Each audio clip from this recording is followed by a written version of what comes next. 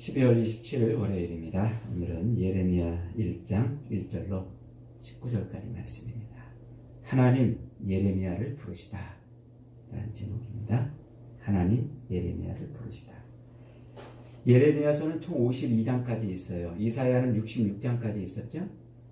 그래서 예레미야는 이사야보다 조금 적은 분량인데 어쨌든 성경은 이사야, 예레미야, 에스겔 그리고 다니엘까지 요 성경을 대선지서 혹은 대선지자 이렇게 구분을 합니다.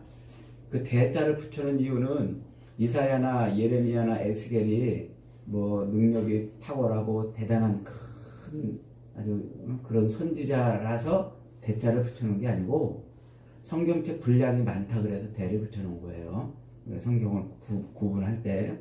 그러니까 뭐 미가 선지자나 하박국 선지자나 혹은 뭐 요나 선지자나 이런 선지자들보다 뭐 에스겔이나 이사야나 예레미야 이런 사람들이 대단한 사람이라 이래서 대선지자 이렇게 구분하는 건 아니고 성경책 분량이 많기 때문에 대선지자 이렇게 우리가 구분을 합니다. 이 예레미야라는 말은 하나님이 내던지다, 하나님이 던지다 이런 뜻이에요. 예레미야가. 그러니까 이 아마도 죄악된 이스라엘 백성들을 한 가운데, 유다 백성들 한 가운데에 예레미야를 하나님이 던져 넣으셔서 하나님이 던지시다 이런 이름을 썼을 수도 있고, 또 아니면은 이스라엘, 이 유다를 이방인의 손에 내 던졌기 때문에, 그래서 그 이야기를 기록하고 있기 때문에 하나님이 내던지다 뭐 이런 이름을 썼을 수도 있어요. 그 두 가지 의미가 아마 다 포함된다고 생각이 됩니다. 어쨌든 예레미야는 이사야 선지자보다 약 한 80년 정도 뒤에 태어나요. 이사야가 죽은 다음에 약 한 80년 정도 뒤에 이제 태어나서 사역을 시작을 하는 거죠. 그래서 그가 사역하는 때는 이사야로부터 한 100년 뒤쯤이라 이렇게 볼 수가 있어요. 이 예레미야가 태어나는 때가 언제냐면은 BC 한 645년쯤, 47년쯤 이렇게 봅니다. 학자들이. 이때가 언제냐면 이스라엘 유다 백성, 유다의 왕 중에서 유다의 그 20명의 왕들 중에서 아주 최고의 그 악한 왕, 므낫세 왕이 통치하던 그 말년이에요. 그러니까 이스라엘의 그 죄악 그리고 이스라엘의 그 유다의 그 범죄가 아주 극에 달했을 때 예레미야가 태어납니다. 그리고서 오늘 본문 1절에 보니까 이렇게 시작합니다. 아몬의 아들 유다왕 요시야가 다스린 지 13년에 여호와의 말씀이 예레미야에게 임했다 그랬죠.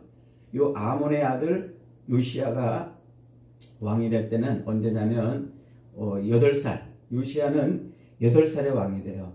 아버지 아몬의 뒤를 이어서. 근데 요 때가 언제냐면 BC 626년쯤 돼요. 그러니까 646년쯤에 예레미야가 태어났다면 한 20년쯤 있다가 부름을 받는 겁니다. 20년쯤 있다가. 그렇게 해서 626년쯤부터 사역을 시작해서 언제까지 사역하냐면 586년까지 예루살렘이 멸망할 때까지. 그때까지 한 40년 정도를 사역을 하는 거죠. 그렇게 40년 동안 유다의 멸망에 대해서 계속 선포하고, 그리고 예루살렘이 함락당할 때 같이 저 바벨론으로 포로로 잡혀갑니다. 예레미야도 잡혀갔다가 느부갓네살 왕이 굉장히 예레미야를 잘 선대해줘요. 그래서 집도 제공해주고 아주 거기서 이렇게 잘 살게 해주겠다고 이렇게 제의를 해요. 그런데 예레미야가 그걸 거부하죠. 왜냐하면 자기 백성들은 다 포로로 잡혀가 있는데 자기만 왕한테 이렇게 집도 제공받고 이렇게 뭐 후대를 받으면은 안 되지 않습니까? 그래서 예레미야가 그걸 거부를 하고 이 자기 백성들 남아있는 예루살렘에 남아있는 백성들에게로 이제 다시 가요. 다시 갔는데 거기에서 이 바벨론이 이스라엘 지역을 다스리는 총독을 하나 세워놓습니다. 그런데 그 총독을 이스라엘 백성들이 죽여요.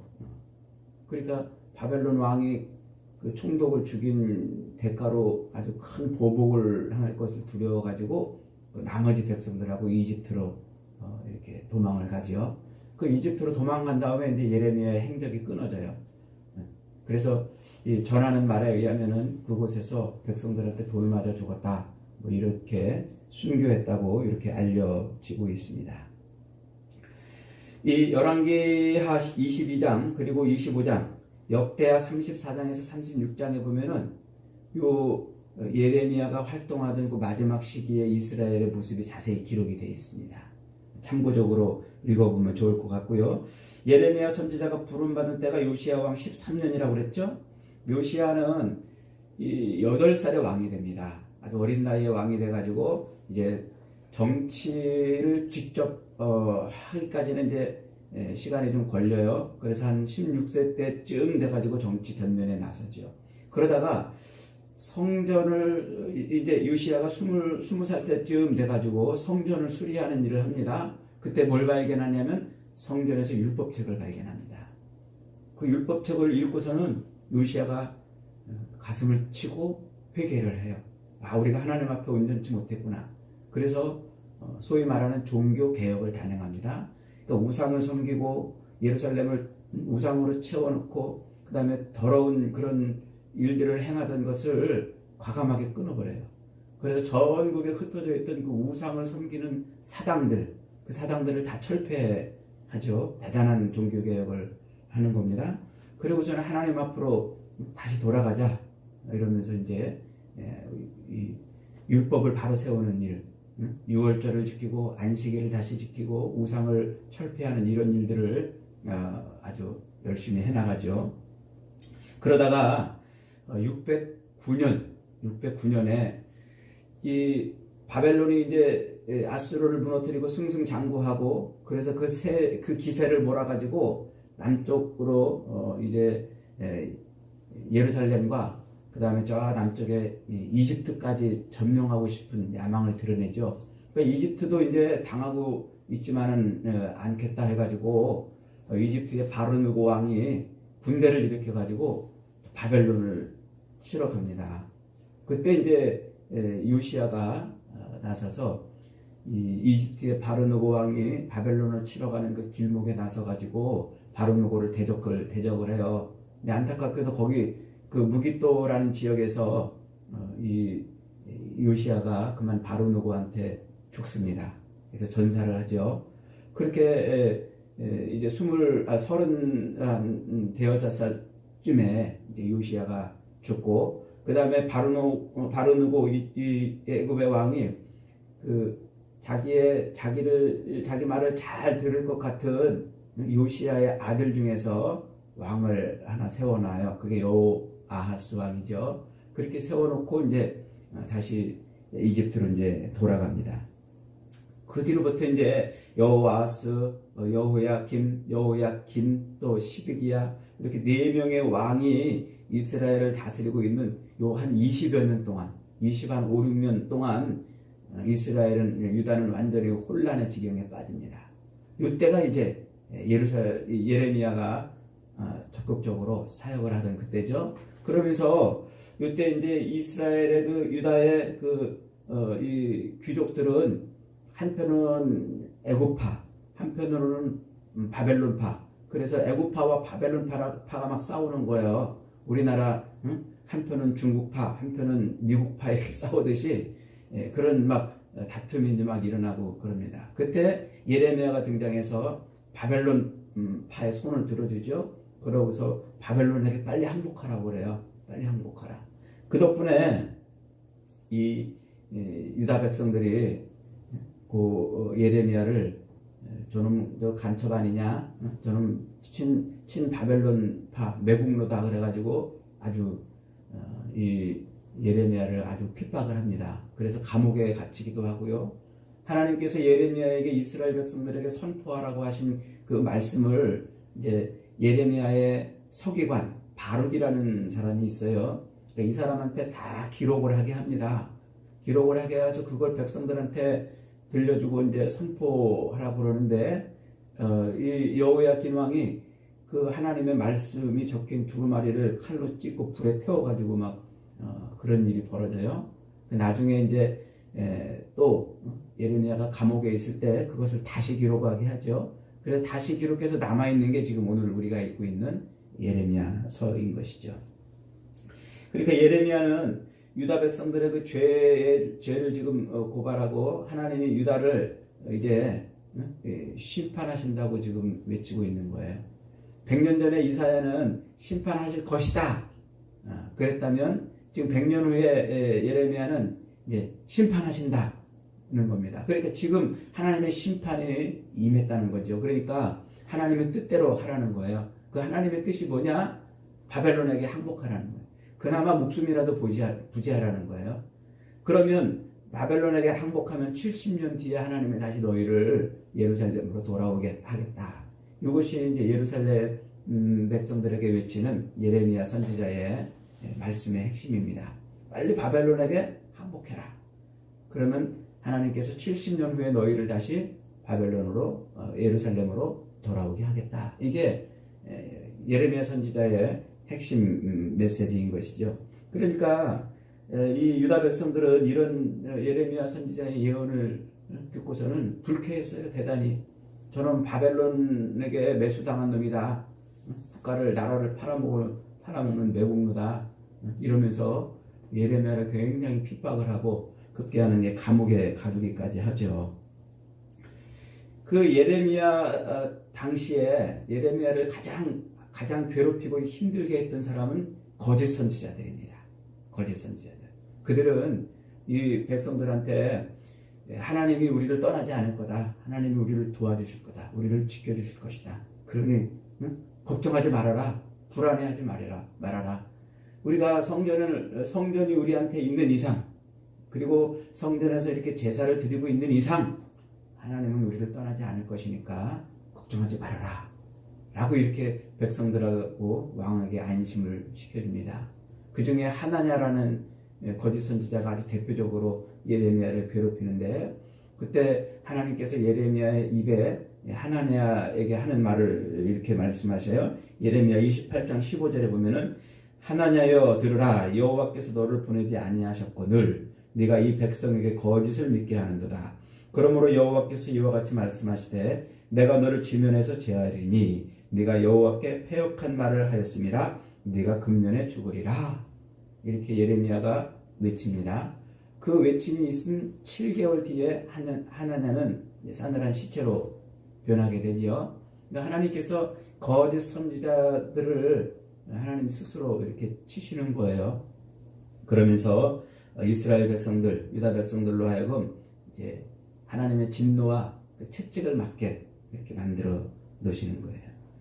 이 바벨론이 예루살렘을 공격해가지고 예루살렘을 포위하고 있을 587년에 예루살렘이 이제 멸망한 게 바로 이제 직전이죠. 그때 유다의 마지막 왕이 시드기야 왕입니다.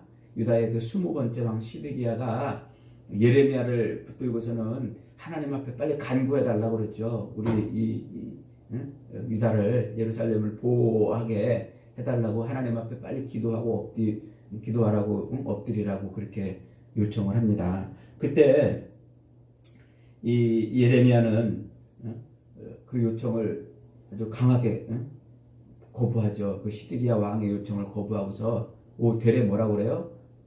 빨리 항복하라 라고 이렇게 이제 외치게 됩니다. 그러면서 이제 결국은 예레미야가 마지막 때까지 이스라엘의 멸망을 바라보면서 말씀을 전하는 거예요. 오늘 1장 6절은 이렇게 시작합니다. 내가 이르되 슬프도소이다 주 여호와여 보소서 나는 아이라 말할 줄을 알지 못하나이다.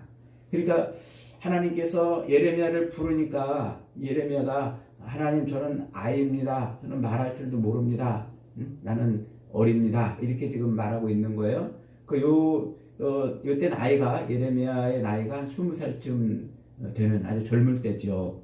젊을 때 이렇게 이제 하나님이 예레미야를 부르십니다. 그런데 하나님이 이 예레미야에게 뭐라고 말합니까? 내가 너를 복중에 짓기 전에 너를 알았다. 그래요. 그리고 태중에서 너를 구별하였다 이렇게 말합니다. 그러니까 하나님께서 예레미야 선지자를 세운 것은 우연히 세운 게 아니고 어쩌다가 세운 게 아니고 이미 하나님께서 오래전부터 예레미야가 태어나기 훨씬 전부터 하나님의 계획이 있었다는 거예요. 예레미야를 통한 하나님의 계획. 그러니까 그리고 예레미야가 복중에 있을 때, 태중에 있을 때 그때 하나님이 성별했단 말이죠.